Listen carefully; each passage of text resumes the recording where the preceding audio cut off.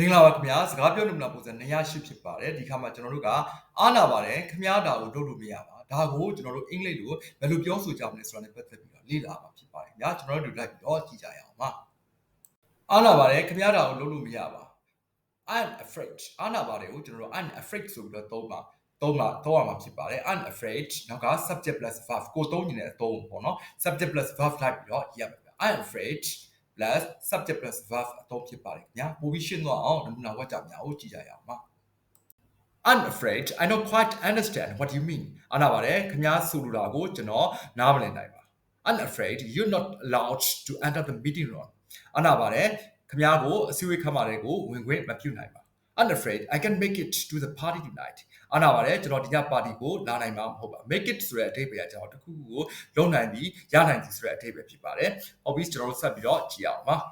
။ I'm afraid you'll run out of time အားနာပါတယ်ခင်ဗျာအချိန်ကုန်သွားပါပြီ။ I'm afraid the store closed now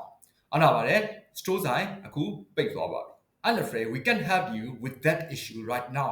အားနာပါတယ်ဒီကိစ္စကိုကျွန်တော်တို့ခုချက်ချင်းခင်ဗျာကိုမကူညီနိုင်ပါ